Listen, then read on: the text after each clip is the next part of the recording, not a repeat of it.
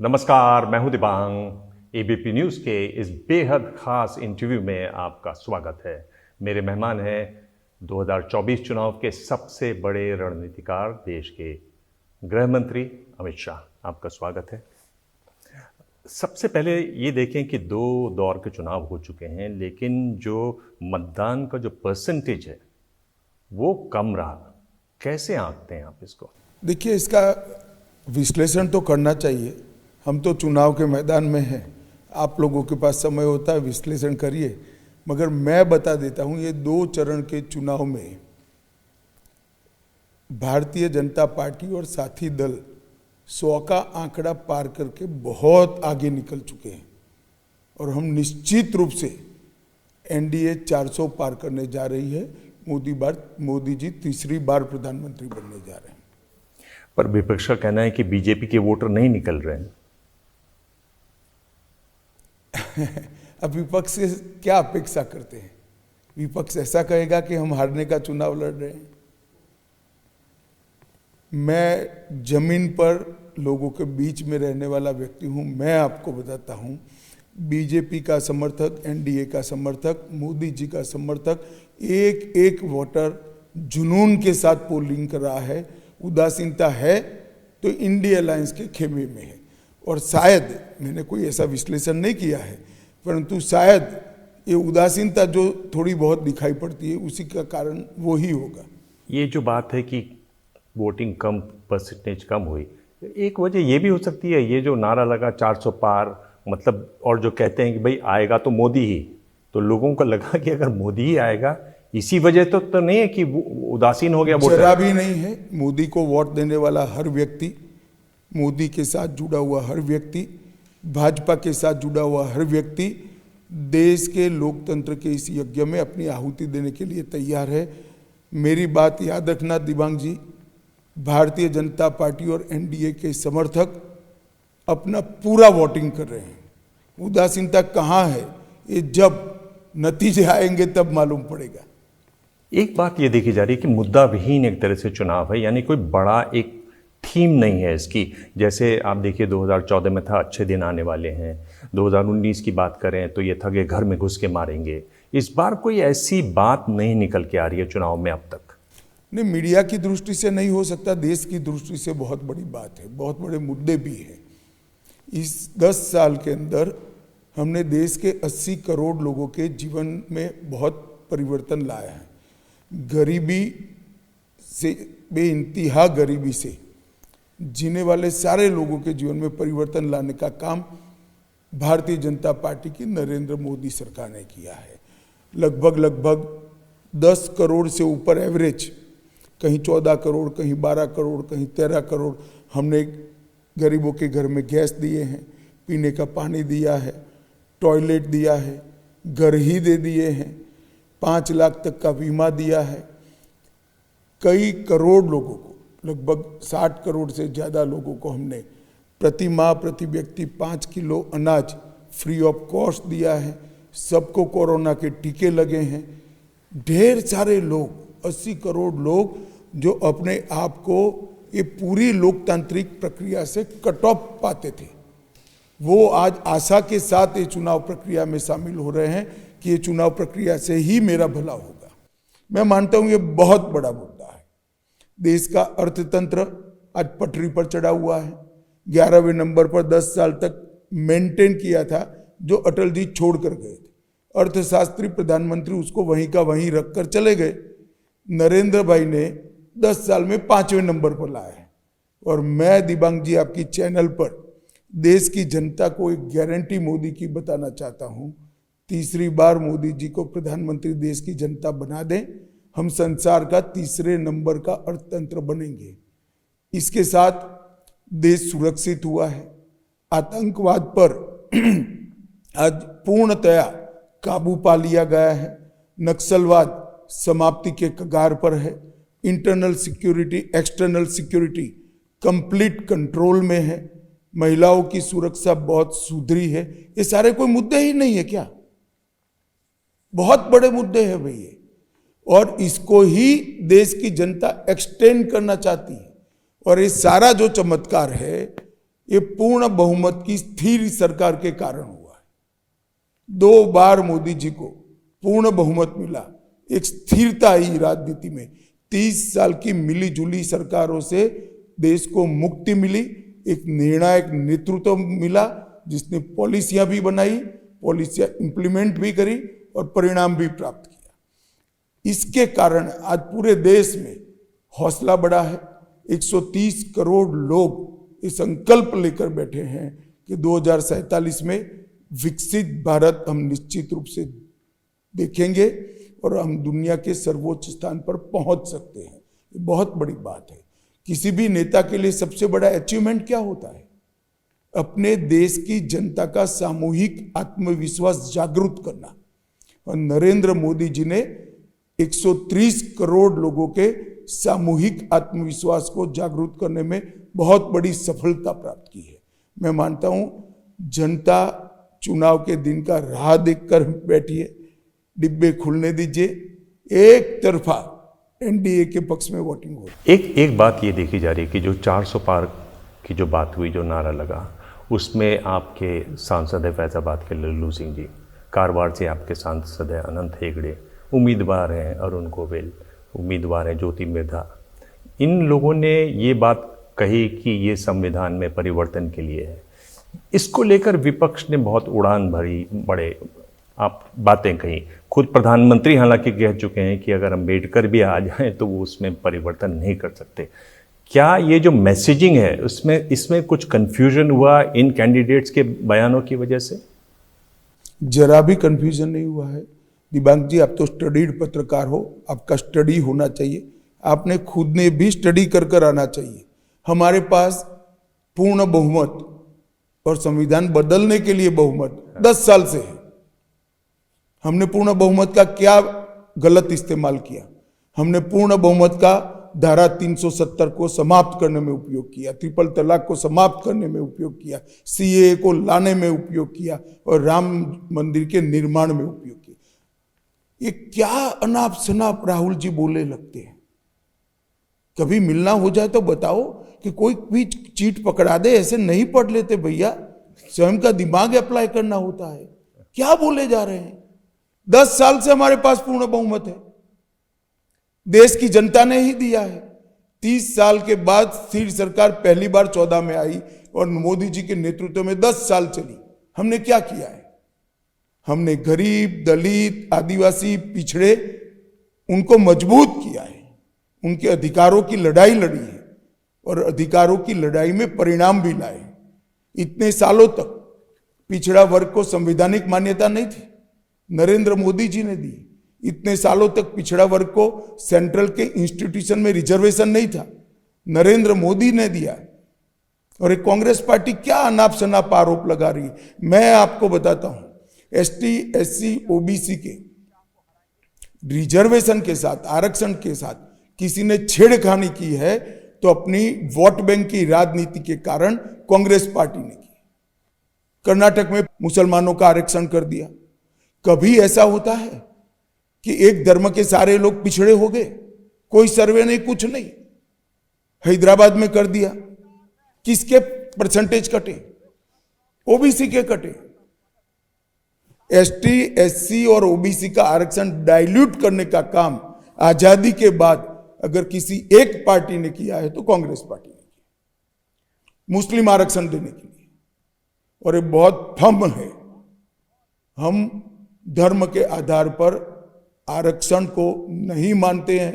एक गैर संवैधानिक है और कांग्रेस ने एक गैर संवैधानिक कृत्य किया है।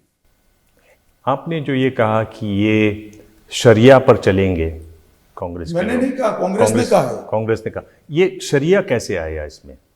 देखिए, कांग्रेस के मैनिफेस्टो को आप ध्यान से पढ़िए। उन्होंने कहा कि हम पर्सनल लॉ को तवज्जो देंगे।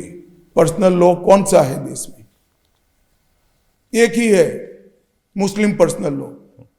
वो तो डरते हैं, इसलिए कहते नहीं है कि हम यूसीसी नहीं लाएंगे। हम यूसीसी लेकर आए उत्तराखंड में, इसलिए कहते हैं कि हम पर्सनल लॉ रिस्टोर करेंगे। ये शरिया ही तो है, और क्या है? आपके पास कोई अलग अर्थ हो तो समझाइए मुझे जरा। मैं तो यही समझता हूं।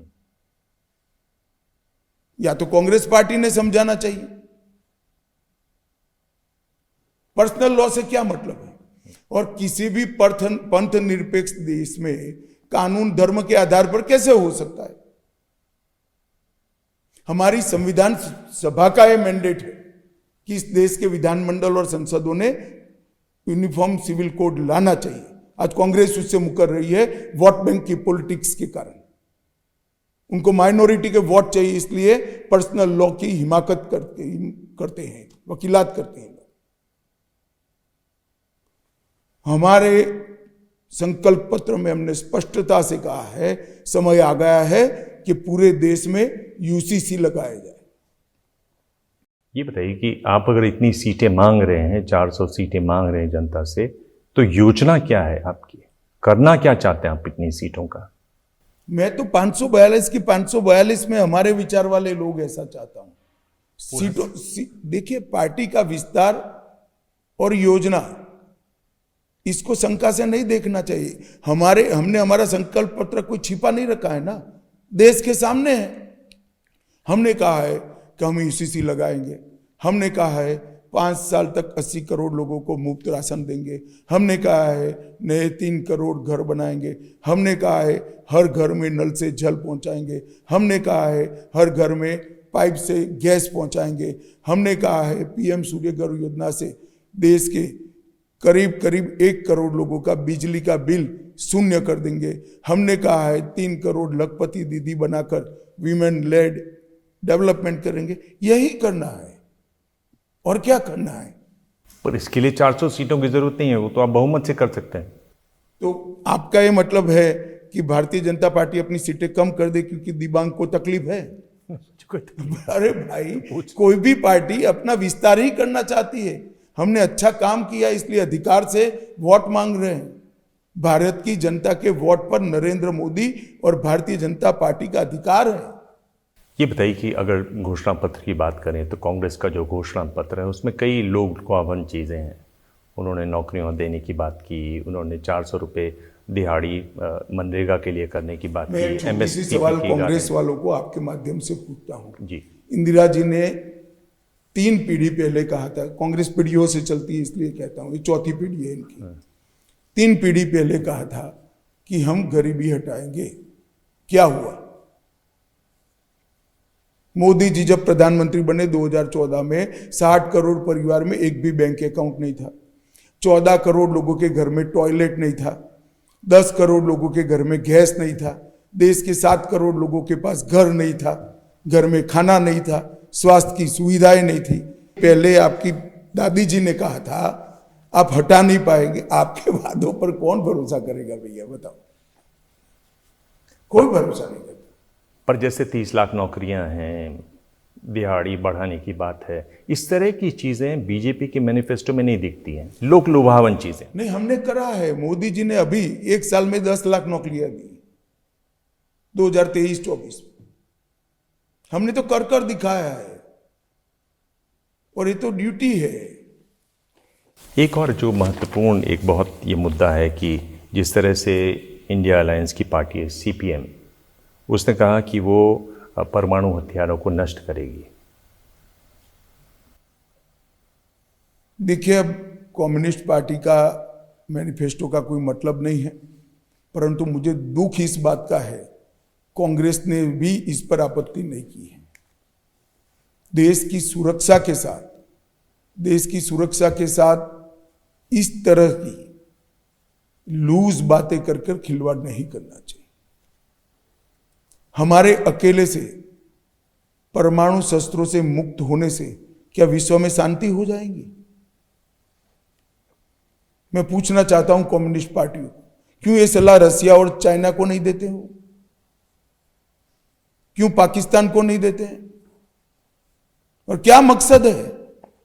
ये इरिलेवेंट हो चुके हैं दिव्यांग जी, पूरी दुनिया में इरिलेवेंट हो चुके हैं, भारत में भी इरिलेवेंट हो चुके हैं।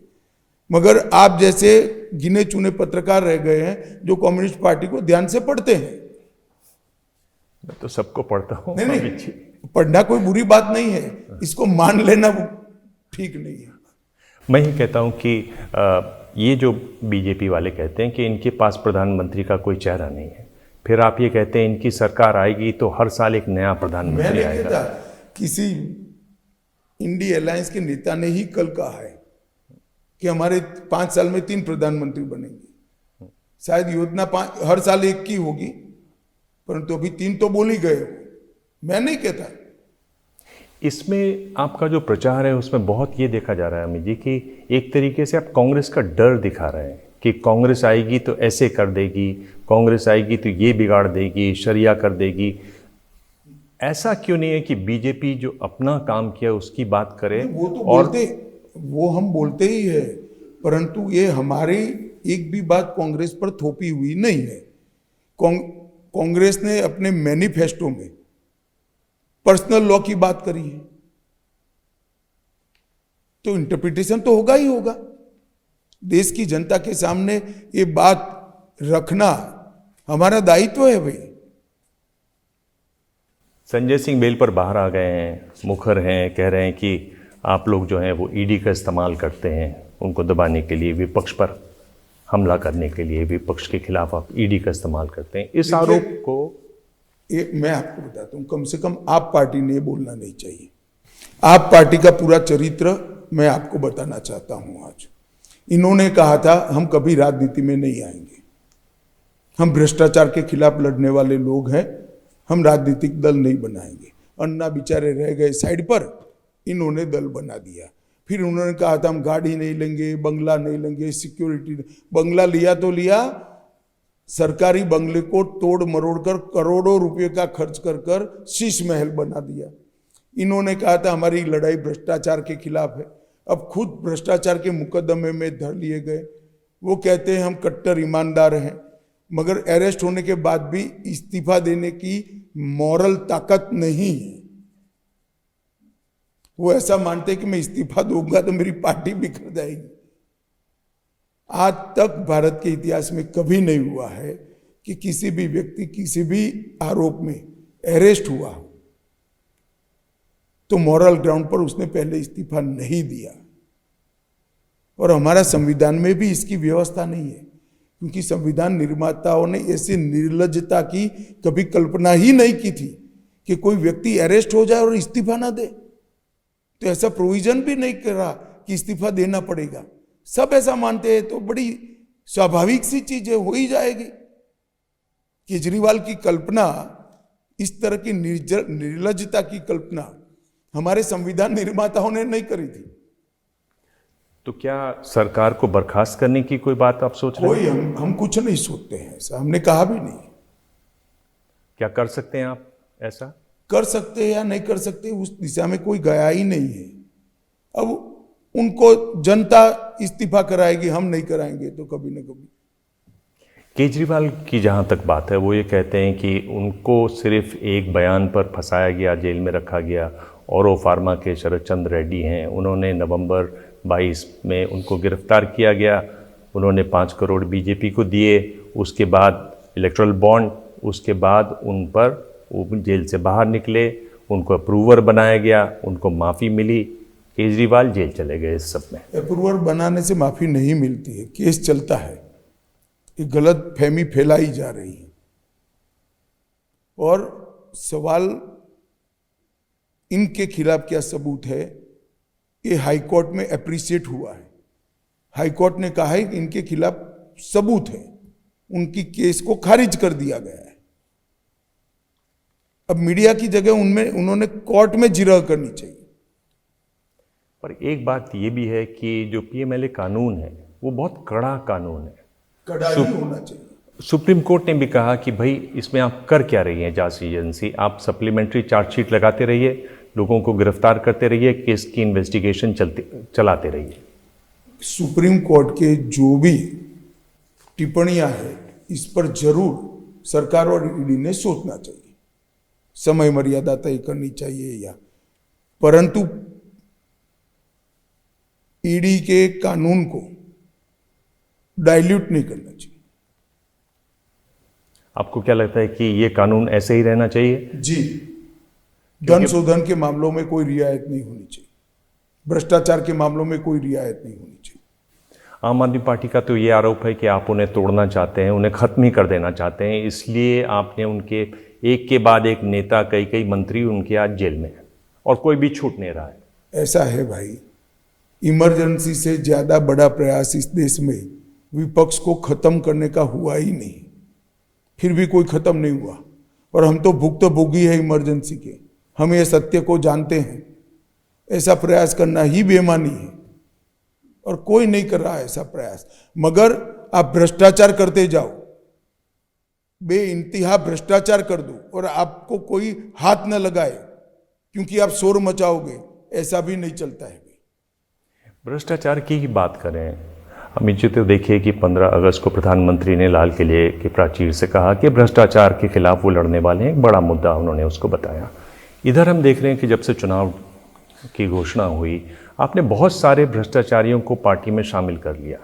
क्या आपको नहीं लगता इससे आपका जो स्टैंड है, एक जो आपको अलग दिखती थी पार्टी बाकियों से, अब आपके यहाँ भी बहुत सारे भ्रष्टाचारी आ गए हैं पार्टी में, तो आपका डाइल्यूट होता है स्टैंड? जरा भी स्टैंड डाइल्यूट नहीं होता है।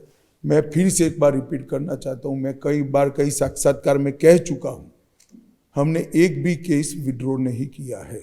सारे केस अपनी जगह पे हैं, कोर्ट के सामने हैं और कोर्ट को उसको अप्रिशिएट करना है। सारे चार्जशीट्स भी हो चुके हैं। हमने हाल ही में पढ़ा कि किस तरीके से EOW जो इकोनॉमिक ऑफेंस विंग है, उसने अजीत पवार और उनकी पत्नी पर जो 25,000 करोड़ का मामला है, उसमें क्लोजर रिपोर्ट मेरा आपसे विनंती है, एक CBI का केस भी कोर्ट करते हो, फिर फैक्ट चेक करते हो आप लोग। ये इन्वेस्टिगेशन है। जब मामला दर्ज होता है तो 4-5 प्रकार की चीजों को मिलकर अलग अलग केस होते हैं। एक कॉन्क्रीट केस करप्शन का हो जाता है तो प्रोसीजर लूपहोल्स हो या किसी की फेवर करने की, इस प्रकार के छोटे मोटे जो केस होते अपने आप वाइंड अप होते हैं और एक केस कंसोलिडेट कर कर एक ही घटना के केस होते हैं। वो एजेंसी चलाती है। इसको इतनी सतही तौर पर नहीं देखना चाहिए, समाचार की डेप्थ में जाना चाहिए और स्टडी करना चाहिए। एक ही बताइए कि ये जो एक आरोप है विपक्ष का कि बीजेपी जो है वो एक तरीके से वॉशिंग मशीन है, कि भ्रष्ट व्यक्ति इस यहाँ आता है और वो साफ निकल जाता है, उसके केसेस नहीं परस्यू किए जाते, उस पर मुकदमे नहीं चलते। विपक्ष वालों को क्या हो गया मुझे, इसका मतलब आपका कपड़ा मैला तो है ना, वॉशिंग मशीन में डालना पड़ता है तो मैला तो है ना। कोई क्लीन नहीं होता, जनता सब जानती है भाई, मगर उन्होंने तो स्वीकार कर लिया हमारा कपड़ा मैला है। पर मैले कपड़े वालों को आप क्यों लेते हैं फिर? नहीं, कोई ऐसे, ये तो इन्होंने एक मुहावरा कह दिया, ऐसा कुछ नहीं है। किसी को कानून से बचाने का प्रयास भारतीय जनता पार्टी की एक भी सरकार ने नहीं किया है। मैं आज देश की जनता के सामने आपकी चैनल के माध्यम से स्पष्ट करना चाहता हूं और इस मुद्दे पर कभी भी मैं बहस के लिए तैयार हूं। हाँ, पर मैं ये जानना चाह रहा था अमित जी कि जैसे अशोक चौहान है, क्या लेने की उनको ज़रूरत है? आपको उन पर केस चल रहे हैं और ऐसा बुरा केस चल रहा है उन पर, क्यों आप ऐसे लोगों को लेते हैं? पार्टी क्यों लेती है? देखिए, ये हमारी पार्टी के लोकल यूनिट तय करते हैं, परंतु मैं आपको बताता हूं कि इनको लेने के बाद कोई भी केस डाइल्यूट होता है या ड्रॉप होता है तब ये आरोप सही माना जाता है। ऐसा कभी नहीं हुआ। सुप्रीम कोर्ट ने जो एक बड़ा फैसला सुनाया वो कहा कि बैलेट पेपर से चुनाव नहीं होंगे। कहा कि जिस तरह से EVM और VVPAT का 100% मिलान की बात थी वो नहीं हो। क्या आपको लगता है कि इसके बावजूद ये जो EVM पर सवाल उठता है वो उठता रहेगा? जब तक राहुल गांधी जी राजनीति में है वो उठाते रहेंगे। अच्छा, क्यों आप ऐसा कहते हैं? वो इसलिए उठाते हैं कि उनको हारने का और कोई आत्मचिंतन करने का स्वभाव नहीं है उनका। क्यों हारते हैं वो सोचते नहीं है। EVM पर ठोक देंगे, अपने साथियों पर ठोक देंगे। हारने का मूल कारण क्या है वो ढूंढेंगे तो उनको तकलीफ होगी, इसलिए वो ढूंढते नहीं। मैं आपको बताता हूं, अभी अभी तेलंगाना में उनकी सरकार इसी EVM से चुनकर आ गई। राहुल गांधी नए कपड़े पहनकर शपथ में पहुंच गए। तो EVM सही है या झूठ है भाई? चेन्नई में आपके साथी की कब सरकार चुनी, सोनिया जी भी पहुंच गई वहां पर शपथ में। तो EVM सही है या झूठ है? बंगाल में ममता दीदी जीती, EVM सही है या झूठ है? हिमाचल में आप जीते, ईवीएम सही है झूठ है। जब जीत जाते हो तब तो टप से शपथ ले लेते हो, हार जाते हो तो ईवीएम पर ठीकरा फोड़ते हो। या तो कहना चाहिए ईवीएम का चुनाव है, हम जीतेंगे तो भी शपथ नहीं लेंगे, हमारा सत्याग्रह है। नहीं लेना चाहिए उनको। मैं आपसे पूछ रहा हूँ, आपने कहा कि वो आत्मचिंतन आत्ममंथन राहुल गांधी नहीं करते हैं। आप लगातार उनको देख रहे हैं चुनाव दर चुनाव हारते हुए। 3 बड़ी वजह आपको क्या लगता है क्यों राहुल गांधी बार बार चुनाव हारते हैं? भाई मैं क्यों चिंता करूं, हमारे लिए तो अच्छा ही है। कांग्रेस पार्टी ने इनकी चिंता करनी चाहिए, मैं क्यों करूं। मेरी पार्टी में कोई गलती न हो इसकी चिंता मुझे जरूर करनी चाहिए। आत्मचिंतन भी हमारी टीम ने करना चाहिए। अब विपक्ष हार रहा है तो इसकी चिंता भला मैं क्यों करूं। लोकतंत्र की भलाई के लिए आप ये बताना चाहते हैं कि उनकी एक बड़ी अच्छा विपक्ष होना चाहिए। ये मैं भी विपक्ष मानता हूं, पर ये इतनी बुरी तरह से बार बार क्यों पिटता है? नहीं क्योंकि वो अच्छा नहीं है। क्यों अच्छा नहीं है? वो उनको सोचना है। मेरा काम मेरी पार्टी को अच्छी रखना है, मेरी पार्टी को बढ़ाना है। ये बताइए कि सूरत में जिस तरह से इस चुनाव में बीजेपी का उम्मीदवार निर्विरोध जीता, विपक्ष कह रहा है लोकतंत्र की हत्या है, कैसे आप इसको देखते हैं? दिबांग जी मुझे एक बात बताइए, चुनाव नियमों से चलेगा या नियम के बगैर चलेगा? आप बताइए ना जरा। बिल्कुल नियमों से चलना चाहिए जी। ना। तो ये नियम हमारे समय में नहीं बने, इनकी दादी के पिताजी के समय बने हैं। और मैं इसको बुरा नहीं मानता कि हर पार्टी ने अपने वफादार व्यक्ति को ढूंढकर टिकट देना चाहिए जो विड्रॉ ना करे। अब यहां इनके पास ऐसे लोग ही नहीं है, विड्रॉ कर लेते, ठीकरा हम पर फोड़ते। और ये पहली बार निर्दलीय कोई निर्विरोध नहीं चुना गया है, 37वीं बार सूरत में निर्विरोध चुनाव हुआ है। यशवंतराव चौहान कांग्रेस के दिग्गज नेता चुने, फारूक अब्दुल्ला भी चुनकर आए हैं, डिम्पल यादव भी चुनकर आई है। तब तो कोई नहीं बोलता, आप लोग भी नहीं बोलते हो।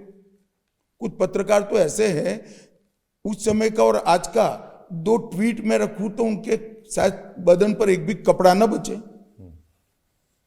वो कहते थे जब उनका निर्विरोध हुआ था तब उनके ट्वीट है, ट्वीट मतलब ट्विटर नहीं था उस जमाने में, मगर कहते हैं बहुत अच्छी प्रक्रिया शुरू हुई है, सर्वसहमति से हो रहा है। आज वो रोना धोना रो रहे हैं। मैंने तो मेरे जीवन में इतने एक ही चीज पर अलग स्टैंड एक ही व्यक्ति के देखे नहीं अभी। आप कहने कुछ और वाले थे, फिर आपने बदल दिया सेंटेंस। नहीं, मैंने नहीं बदला। देखिए तकलीफ ये है कि कांग्रेस पार्टी को प्रत्याशी नहीं मिल रहे हैं, जोर जबरदस्ती सबको खड़ा कर रहे हैं। अब उसमें से 1-2 लोगों ने विड्रॉ कर दिया, हम क्या कर सकते हैं उसमें। एक ये जो चिदम्बरम जी ने कहा कि सीए का कानून है, बाकी जो 3 कानून है आपराधिक, उसको वापस लेंगे। देखिए मैं मानता हूं चिदम्बरम जी भी ये लेना चाहिए, ऐसा नहीं मानते होंगे, परंतु वायनाड में बहुत बड़ा माइनॉरिटी का वोटिंग था। तो ठीक वायनाड के चुनाव के 2 दिन पहले केरल जाकर स्टेटमेंट दिया है। अब चिदम्बरम भी भूल गए, आप भी भूल जाओ, कुछ नहीं होना है, इनकी सरकार ही नहीं आनी है, हम होने ही नहीं देंगे। ना सीए वापिस होगा, ना ट्रिपल तलाक वापिस होगा, ना 370 फिर से आएगा। हम सरकार में निश्चित रूप से आने वाले हैं और भविष्य में भी कभी कभार नहीं आए तो भारतीय जनता पार्टी का एक भी सांसद है तब तक ये नहीं होने देंगे। किसी की हिम्मत नहीं है। ये सिर्फ राहुल गांधी को वायनाड में माइनॉरिटी के वोट दिलाने के लिए दिया गया स्टेटमेंट है। कांग्रेस की कोई विश्वसनीयता नहीं। मुझे कई मुसलमानों ने कहा कि ये राहुल गांधी को जिताने के लिए बोले हैं। ये जो आपका जो संकल्प पत्र है उसमें यूसीसी लाने का वादा है, तो क्या हम समझे कि जो अगली मोदी सरकार होगी उसके पहले 100 दिनों में ये काम हो जाएगा? देखिए दिबांग जी, यूसीसी एक बहुत बड़ा सोशल रिफॉर्म है जिससे भारतीय समाज के इतनी बड़ी विविधता वाले समाज पे इसकी बहुत बड़ी असर होने वाली है। अभी हमने उत्तराखंड में यूसीसी को बनाया है, कानून उत्तराखंड सरकार ने बनाया, भारतीय जनता पार्टी की सरकार ने बनाया। स्वाभाविक रूप से इसकी सोशल, पॉलिटिकल और लीगल स्क्रूटिनी होगी और तीनों जगह राजनीतिक बहस भी जरूरी है, सामाजिक बहस भी जरूरी है और कानूनी बहस भी जरूरी है। ये तीनों बहस समाप्त होने के बाद जो सत्य निकलेगा, कानून में कुछ बदलाव करने की जरूरत पड़ेगी तो भी इस पर सोचा जा सकता है। या तो ये तय होगा कि कानून ठीक ही है, तो स्वाभाविक रूप से हम चाहते हैं कि देश भर में यूसीसी लागू हो, परंतु पहले कुछ राज्य सरकारों ने, अलग अलग सामाजिक संरचना वाली राज्य सरकारों ने अपने यहाँ करना चाहिए और उसके बाद पूरे देश में इसको करना चाहिए। परंतु हमने हमारे संकल्प पत्र में लक्ष्य रखा है कि पूरे देश में हम यूसीसी को लागू करने के लिए प्रयास करेंगे। और ये 1950 से हम कह रहे हैं, क्योंकि हमारे संविधान निर्माताओं ने हम पर ये जिम्मेदारी डाली है। ये देश पंथ निरपेक्ष है, पंथ निरपेक्ष देश में धर्म के आधार पर कानून नहीं चला। और जो यूसीसी का विरोध कर रहे हैं उनको भी मालूम नहीं है, उन्होंने मुस्लिम पर्सनल लॉ को भी आधा अधूरा किया है। क्रिमिनल लॉ में क्यों पर्सनल लॉ नहीं ले आए भाई? क्रिमिनल लॉ ने आपने करना पड़ेगा, तो चोरी करने वाले के हाथ काटने पड़ेंगे, बलात्कार करने वाले को पत्थर मार मार कर मार देना पड़ेगा। क्रिमिनल लॉ में नहीं लिया पर्सनल लॉ, सिर्फ सिविल लॉ में लिया, ये भी आधा अधूरा लिया है। अब समय आ गया है कि संविधान निर्माताओं के स्वप्न को पूरा किया जाए और यूसीसी लागू किया जाए। हमारी पार्टी इस पर कृत निश्चयी है। मैं इसलिए पूछ रहा हूँ क्योंकि आपके बारे में कहा जाता है कि जो आपके दिमाग में बात समझ आ जाती फिर आप उसमें देर नहीं लगाते। 370 कश्मीर का उदाहरण सबने देखा। यूसीसी क्या 100 दिन में आप लागू कर दें? मैंने कहा ना, यूसीसी देर न लगाने का विषय नहीं है, पूर्ण बहस कर लागू करने का विषय है, क्योंकि पूरे देश ने इस कानून के तहत जीना है। इस पर तीनों प्रकार की कानूनी, राजनीतिक और सामाजिक तीनों प्रकार की बहस होनी चाहिए, जो हो रही है। आपको लगता है इसमें 100 दिन से ज्यादा का समय लगेगा? जितना लगेगा मुझे मालूम नहीं है, अभी तो कोर्ट में चैलेंज भी नहीं हुआ है। ये जो एक और बात अपने संकल्प पत्र में रखी है वो है 1 नेशन 1 इलेक्शन वाली बात। इस देश में जहां हर साल चुनाव होते हैं, क्या ये संभव हो पाएगा? इसकी राह क्या है? देखिए दिबांग जी, ये देश में यह 60 के दशक तक चला ही है। एक साथ ही चुनाव होते थे 60 के दशक तक। जब इंदिरा जी ने सामूहिक रूप से ऑपोजिशन की सरकारें तोड़ी, तब ये टाइम टेबल थोड़ा मिसमैच हो गया और वहीं से शुरू हुआ है। अब कानून बनाकर इसको एक साथ करने की जरूरत है। 5 साल में जनता एक ही बार मैंडेट दे, 5 साल में पार्टियां एक ही बार जनता के पास जाए और फिर 5 साल जिसको मैंडेट मिलेगा वो सरकार चलाए। इसमें आपत्ति क्या है? इसमें क्या आपत्ति, किसी को क्या आपत्ति हो सकती है? नरेंद्र मोदी सरकार ने कमेटी बनाई थी श्री रामनाथ कोविंद जी की अध्यक्षता में, मैं भी उस कमेटी का मेंबर था। इसने अपनी रिपोर्ट दे दी है, रिपोर्ट सार्वजनिक है। उन्होंने सकारात्मक सिफारिश सरकार को करी है और मैं मानता हूं हमने घोषणा पत्र में सोच समझकर इसको लिया है। संकल्प पत्र में इस देश में एक देश एक चुनाव होना चाहिए, एक मतदाता सूची होनी चाहिए। तो मतलब जिनका जो टर्म बचा हुआ है वो खत्म हो जाएगा? हाँ, वो कानून बनाए गए तब संसद इस पर बहस कर इसका प्रोविजन करेगी। एक बार तो बचे हुए टर्म को कोई खत्म नहीं कर सकता, मगर नया चुनाव होगा वो मानो 29 में करना है तो 29 तक का होगा, फिर 29 से सब एक साथ होंगे। चुनी हुई सरकार कोई नहीं गिरानी है, मगर नई सरकारें अल्पकाल के लिए चुनी जाएगी और फिर 29 से सब सरकारें 5 साल के लिए चुन जाएगी। ये बताइए कि जो इसमें एक बड़ी बात देखी जा रही है कि चुनावों में जो खर्चा होता है वो कम होता है, वो स्वाभाविक रूप से कम होगा। और इसमें कितना खर्चा होता है अमित जी? क्योंकि आप तो चुनाव बहुत लड़वाते हैं, लगातार लड़वाते रहे हैं। क्योंकि CMS की एक रिपोर्ट बताती है कि 30,000 करोड़ खर्च हुआ 14 में और 19 में यह आंकड़ा करीब 65,000 करोड़ आ गया। बड़ा चढ़ाकर बताते हैं, परंतु बार बार चुनाव से खर्चा मैं मानता हूं 1/5 हो जाएगा। जितना भी 100 रुपया होता है तो 20 होगा। पर ओवरऑल कितना खर्च होता होगा? अंदाज लगाना कोई सत्य नहीं बताएगा आपको, क्योंकि डिस्क्वालीफाई हो जाएगा।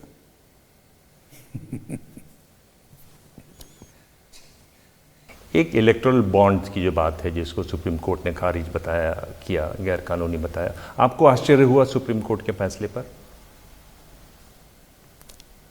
मैं ऐसी आशा नहीं करता था। उसमें ये एक जो बात निकल कर आई जब जिस तरह से चंदा गया उसको देखने के बाद कि बहुत सारी जांच एजेंसियों ने जब जांच शुरू की तो कंपनियों ने पैसे दिए, बीजेपी को दिए, 14 कंपनियों ने 4,000 करोड़ रुपए दिए। ये जो आंकड़े आ रहे हैं इन पर आपको क्या कहना है? देखिए दिबांग जी, इलेक्टोरल बॉन्ड की व्यवस्था को ध्यान से समझना चाहिए। अब इलेक्टोरल बॉन्ड नहीं है, चलो चुनाव तो चल ही रहा है, खर्चा भी कम नहीं हुआ है, कैसे होता होगा मुझे बताइए तो, कैसे होता है? आप बताएंगे? अच्छा, 2 नंबर के नहीं, जो भी कर रहे हैं कैसे करते हैं? सब 2 नंबर का पैसा नहीं, और कोई रास्ता ही नहीं बचा। क्या रास्ता है? विकल्प दिए बगैर बॉन्ड का विकल्प बंद हो गया, कोई रास्ता ही नहीं है। कभी न कभी इस पर सुप्रीम कोर्ट ने भी पुनर्विचार करना पड़ेगा। आपको कहते हैं कि सुप्रीम कोर्ट को पुनर्विचार करना चाहिए? नहीं, मैं तो मेरा मंतव्य देता हूं, कभी न कभी इस पर करना पड़ेगा। एक जो बड़ा चुनाव हो रहा है और बहुत ही करीब से देखा जा रहा है चुनाव, वो है पश्चिम बंगाल का चुनाव। वहाँ आप मुस्कुरा रहे हैं, संदेशखाली की बात है, शिक्षक भर्ती घोटाले की बात है, ये कितने बड़े मुद्दे हैं आज पश्चिम बंगाल? दिबांग जी, मैं पश्चिम बंगाल के चुनाव को मैं भी करीब से देखता हूं और गंभीरता से इसमें अपना योगदान भी करता हूं। संदेश खाली और शिक्षक भर्ती घोटाले पर मैं बाद में आता हूं। सबसे बड़ा मुद्दा है घुसपैठ का। सरहदी राज्य में जिस तरह से घुसपैठ हो रही है, देश की सुरक्षा पर इसके गंभीर परिणाम आने वाले हैं। जनसांख्यिकी का बदलाव बॉर्डर स्टेट में इतनी तेजी से होता है और ममता बनर्जी की सरकार आंख मूंद कर उसको समर्थन कर रही है अपनी वोट बैंक बढ़ाने के लिए। ये पूरे देश के लिए गंभीर खतरा है, क्योंकि बंगाल से आने के बाद सिर्फ बंगाल में नहीं रहता है ना कोई, देश भर में जा सकता है। दूसरा, सीए का वो विरोध कर रही है। एक और तो आप घुसपैठ होने देते हो, उनको गलत तरीके से नागरिकता भी लेने देते हो, और जो शरणार्थी आए हैं, जो लीगली नागरिकता चाहते हैं, इसका विरोध कर रहे हो। मुझे समझ में नहीं आता है कि आसपास के पड़ोसी देशों से जो हिंदू, बुद्ध, सिख, जैन शरणार्थी आए हैं, इनको नागरिकता मिले, इसमें ममता बनर्जी को तकलीफ क्या है? एक ही तकलीफ है कि घुसपैठियों की उनकी वोट बैंक नाराज होती है। पूरा बंगाल इसको गंभीरता से देख रहा है। तीसरी बात, वहां बेपनाह, मतलब जिसका कोई लिमिट नहीं है, इस प्रकार का करप्शन हुआ है। किसी मंत्री के घर से 51 करोड़ रुपया मिलता है और आप इसको पार्टी से निकालते भी नहीं हो। नोट गिनने के मशीन गर्म हो जाते हैं, 6 एसबीआई ब्रांच के मशीन लाने पड़ते हैं। इतनी गरीबी वाले प्रदेश के अंदर आप मोदी जी की गरीब कल्याण की योजनाओं को जमीन पर नहीं उतारते हो। कट मनी, करप्शन, गुंडई, बम धमाके, चुनावी हिंसा, ये सारे मुद्दों से बंगाल की जनता त्रस्त है। ममता जी को दिखता नहीं है, उनको लगता है मैं जीत गई। मैं आज पूरे देश को बताने चाहता हूं कि 2015 में हमारी 2 सीटें थी, अब हम 77 पर पहुंचे हैं। हमारा एक एमपी था दार्जिलिंग से, आज हम 18 पर पहुंचे हैं। और संदेश खाली के अंदर तो जो हुआ है वो बिल्कुल हमारे लोकतंत्र के लिए शर्मनाक है। अपनी वोट बैंक को प्रोटेक्ट करने के लिए एक राज्य की महिला मुख्यमंत्री ने अपने नाक के नीचे धर्म के आधार पर सैकड़ों महिलाओं का शोषण होने दिया। उनकी पार्टी के लोगों ने किया है। आप अरेस्ट नहीं करते हो, हाईकोर्ट ने अरेस्ट करने का ऑर्डर करना पड़ता है। शर्म आनी चाहिए उनको।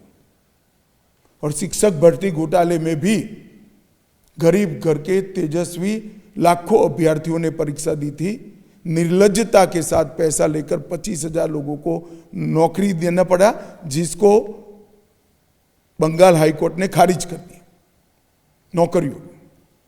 आज वो 25,000 युवा भी दुखी है, और जो लाखों लोगों ने परिश्रम कर कर अप्लाई किया था वो तेजस्वी युवा भी दुखी है। मैं आपको बताता हूं, इस चुनाव के परिणाम आने दीजिए 4 तारीख को।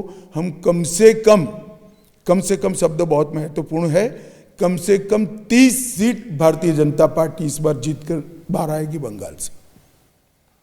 तो मतलब 12 सीट आप और बढ़ाएंगे? बिल्कुल। फिर तो ममता बनर्जी बिल्कुल ही सिकुड़ के रह जाएंगी वहां। नहीं, हम ममता बनर्जी को सिकुड़ कर रखना नहीं चाहते, हम बंगाल की परिस्थिति को सुधारना चाहते। उनके पास मौका था, जनता का रूख मालूम पड़ा था, मगर अपने भतीजे के मोह में इतना खुली छूट दे दिया।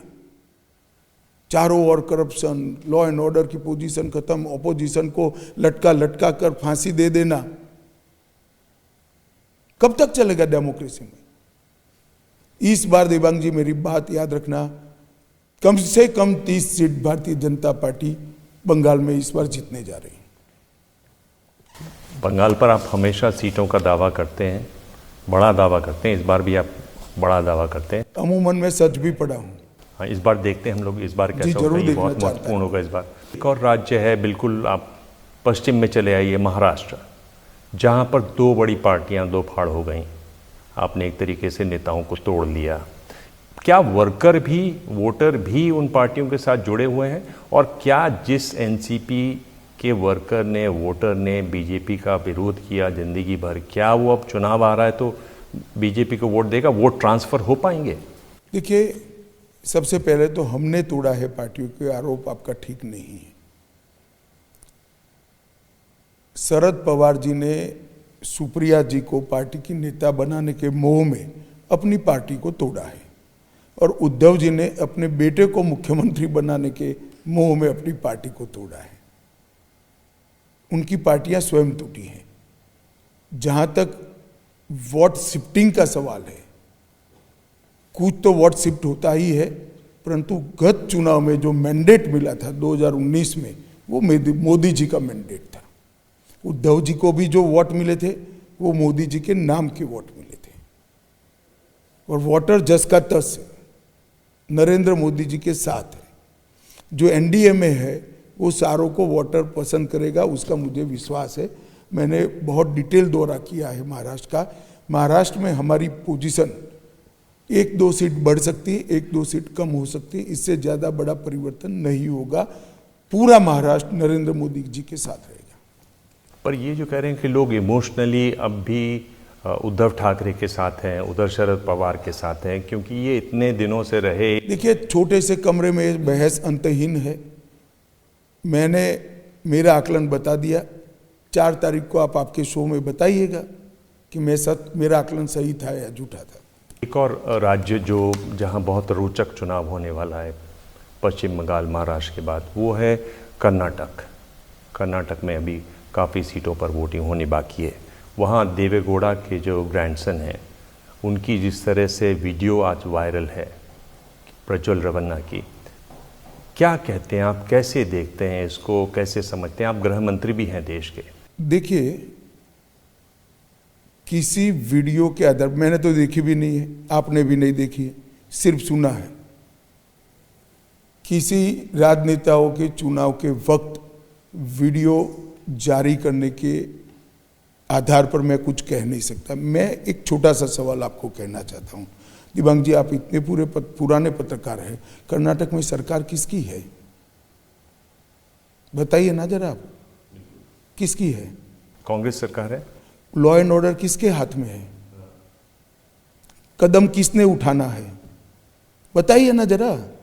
कांग्रेस को उठाना है ना। वो हमें सवाल पूछ रहे हैं। भाई, मैं आपको सवाल पूछ रहा हूं, कांग्रेस को। अगर आपकी सरकार है तो आप क्या कर रहे हो? हमें क्या सवाल पूछ रहे हो? माइक में इतने जोर जोर से बोलने की क्या जरूरत है भाई? आप कदम उठाओ। अगर कोई नकारा है तो आपका मुख्यमंत्री नकारा है, आपका गृह मंत्री नकारा है। मुझे मालूम नहीं है सच है झूठ है, ये पॉलिटिकल आरोप है, सच्चा है झूठा है, मुझे कुछ मालूम नहीं। मगर कांग्रेस कंप्लेन क्यों कर रही है और किससे कर रही है? काम तो आपको करना है और आप लोग भी हमें सवाल पूछ रहे हो। कोई खड़ा होकर प्रियंका गांधी, राहुल गांधी को नहीं पूछता कि भाई आपकी सरकार है, आप क्या कर रहे हो? हम कैसे कर सकते हैं? देश का गृह मंत्री राज्य की कानून और व्यवस्था में दखल नहीं कर सकता। ये हमारा संविधान ने बनाया हुआ कानून है। लॉ एंड ऑर्डर राज्य का जिम्मा है, एक कार्य का विभाजन है। ये सवाल आपने मुझे पूछने की जगह राहुल गांधी को पूछना चाहिए। अब कहीं आता है तो पूछिएगा उनको। जरूर पूछूंगा, जरूर पूछूंगा, आपके हवाले से पूछूंगा। ये मैं पूछ रहा हूँ कि एक बहुत ही गंभीर मसला है बीजेपी के लिए, इसलिए क्योंकि पुरुषोत्तम रूपाला जी ने जिस तरह से बयान दिया, हालांकि उन्होंने उसके बारे में माफ़ी भी मांगी, कई बार मांगी, और हाल में उन्होंने फिर कहा कि गुस्सा प्रधानमंत्री जी पर मेरे कुछ कहा, प्रधानमंत्री जी पर गुस्सा मत उतारो। मैं ये पूछ रहा हूँ कि वो आपके वोटर रहे लंबे समय से, जनसंघ के ज़माने से वो कह रहे हैं कि हम आपके वोटर रहे। क्यों नहीं आपने ऐसी कोई कोशिश की उनको मनाने की, उनको समझाने की? क्या इसमें तो आप लोग बहुत नहीं, हम कर रहे हैं कोशिश, बातचीत भी चल रही है। और रूपाला जी ने इसी परिप्रेक्ष्य में मन से 4 बार माफी मांगी है। चुनाव अभी 7 तारीख को है, कुछ ना कुछ रास्ता निकल आएगा। मैं तो आशान्वित हूँ। पर ये इसका जहाँ जहाँ वोटिंग हुई आप देखते हैं उसका असर होगा, चाहे वो राजस्थान की बात हो, पश्चिमी उत्तर प्रदेश की बात हो। देखिए, इस तरह के बयान का कितना असर होगा उसका आकलन करना बड़ा कठिन होता है। परंतु मैं मानता हूं कि रूपाला जी के माफी मांगने के बाद, और सार्वजनिक माफी मांगी, ऐसा कोई घर में नहीं मांगी है, सार्वजनिक रूप से माफी मांगी है। इसके बाद काफी हद तक मामला डाइल्यूट हुआ होगा, ऐसा मेरा मानना है। एक बड़ी चर्चा है दिल्ली में तो बहुत ज़्यादा कि यूपी में जो चुनाव होंगे, ख़ासतौर पर अमेठी में और रायबरेली में, उसमें राहुल गांधी, प्रियंका गांधी दिखाई देंगे और एक तरीके से बदलाव की नई हवा दिखाई देगी वहाँ, जहाँ तक कांग्रेस की बात है। नया क्या है? सालों से वो वहाँ लड़ रहे हैं, अब हार भी रहे हैं, फिर से एक बार हारेंगे। इसीलिए तो लड़ने नहीं गए, वरना इतनी बड़ी पार्टी के 2 शीर्ष नेता क्यों कंफ्यूज है? मुझे बताइए तो, कंफ्यूज क्यों है? नामांकन भी शुरू हो गया क्योंकि आत्मविश्वास नहीं है। इसमें कोई बदलाव नहीं होता है भाई। राहुल गांधी लड़ेंगे तो फिर से स्मृति जी जीत कर आएगी। उत्तर प्रदेश में अगर मायावती इंडिया अलायंस में आ जाती हैं तो क्या आपको लगता है कि कोई बदलाव होता? गत चुनाव में साथ में ही थे, सब साथ में थे, कुछ बदलाव नहीं हुआ। दक्षिण भारत की बात करें, दक्षिण भारत में मोदी जी बहुत सघन प्रचार कर रहे हैं। आपका जो वोट प्रतिशत है, हमारे जो भी ओपिनियन पोल्स हैं उसमें दिखा रहे हैं कि वोट प्रतिशत आपका बढ़ा है, लेकिन सीटों का आंकड़ा अभी नहीं दिखाई दे रहा है। अटक कहाँ रही है ये बात? मुझे लगता है इस बार हमारी सीटें भी आएगी, केरल से भी आएगी, आंध्र प्रदेश से भी आएगी, तमिलनाडु से भी आएगी, और तेलंगाना में हम अच्छी खासी बढ़ोतरी भी करेंगे। तेलंगाना में भी? जी। पर ये ऐसा तो नहीं है कि खास लेवल पर जब पार्टी का वोट प्रतिशत होता है तभी सीटें आनी शुरू होती हैं, उससे पहले वो सीटें नहीं आ पाती हैं? नहीं, वोट प्रतिशत के साथ साथ हमारा संगठन भी अब वहाँ बढ़ा है। तमिलनाडु, आंध्र प्रदेश, तेलंगाना और केरल, हमारा संगठन का भी विस्तार हुआ है। तो मोदी जी की जो लोकप्रियता है उसको मत में कन्वर्ट करने के लिए हमारा संगठन अब तैयार है। तो मुझे लगता है कि इस बार चारों राज्यों से हम अच्छी सफलता प्राप्त करेंगे। एक जो बात देखी गई खासतौर पर इस साल के शुरुआत में, यानी जनवरी फरवरी की बात अगर करें, तो जिस तरह का उछाल था, एक उभार था राम मंदिर को लेकर, ये कहा जा रहा था कि राम मंदिर बन गया है, अब तो 400 के भी पार जाएगी पार्टी। उसमें आपको लगता है कि कमी आई है, वो बात उतनी पहुंच ही नहीं पाई, जो वो एक तरीके से उछाल था वहां रहा नहीं, अब धीरे से वो नीचे की तरफ सरकता जा रहा है ये मुद्दा चुनावों में? देखिए दिव्यांग जी, हमारे लिए कभी भी राम मंदिर चुनावी फायदे का मुद्दा नहीं था। राम मंदिर हमारे विश्वास का मुद्दा था और इसीलिए हमने आंदोलन किया था। परंतु जहां तक चुनावी फायदे का सवाल है, इस देश का हर परिवार ये मानकर चलता है कि वोट बैंक की लालच में तुष्टीकरण की पॉलिसी के तहत इन पार्टियों ने इतने साल तक राम मंदिर को रोक कर रखा था और भारतीय जनता पार्टी के प्रयासों से ये पूरा हुआ है। और दूसरा, वो सबसे ज्यादा एक्सपोज तब हुए जब इनको प्राण प्रतिष्ठा का निमंत्रण मिला और वहां प्राण प्रतिष्ठा के कार्यक्रम में भी नहीं गए। इतना डर उन पर अपनी माइनॉरिटी वोट बैंक का है, इसने काफी सारे बहुत बड़ी संख्या में मतदाताओं के दिल को दुखाया है। चलते हैं उस राज्य में जहां आपकी बहुत रुचि है, आपने बहुत काम किया है, जम्मू कश्मीर। बदलाव दिख रहा है क्या? ये वहाँ जिस तरह से हैवी डिप्लॉयमेंट है सुरक्षा बलों का, उसकी वजह से है या ये बदलाव वाकई में है? हैवी डिप्लॉयमेंट कब नहीं था दिव्यांग जी? मनमोहन सिंह की सरकार से एक भी सिपाही हमने बढ़ाया नहीं। अब मैं आपको बताता हूं, मनमोहन सिंह जी की सरकार में 4 से 14 में आतंकवादी 7,200 घटनाएं हुई थी, अभी 2,000 हुई। कुल मृत्यु 2,829 हुए थे, अभी 915 हुए हैं।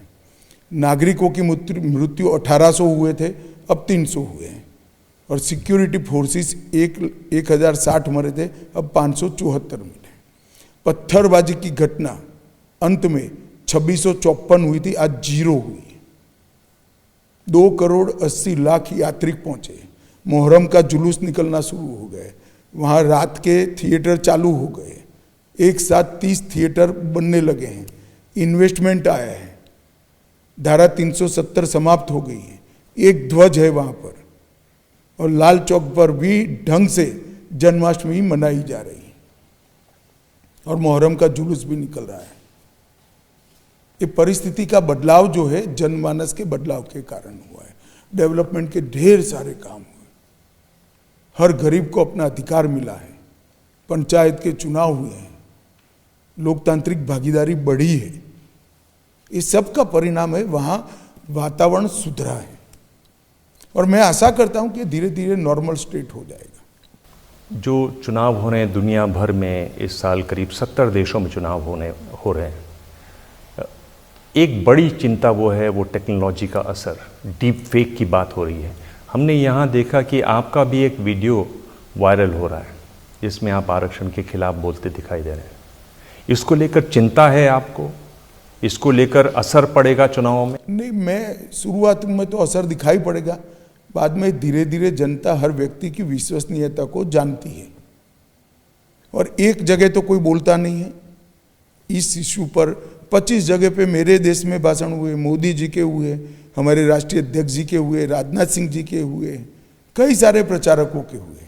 तो पार्टी की पॉलिसी इस तरह से तोड़ मरोड़ कर रखने से कोई गेन कर लेगा, एक कांग्रेस और राहुल गांधी के अलावा कोई नहीं सोच सकता।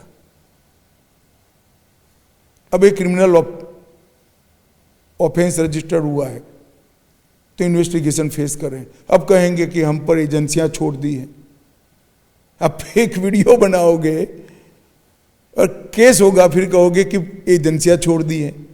अब इनके मुख्यमंत्री को कोई समन किया है, मैंने आज यहां आसाम में किसी पत्रकार ने मुझे बताया, तो कल फिर रोना धोना प्रियंका जी का चालू होगा। चलिए, तो जनता सब जानती है।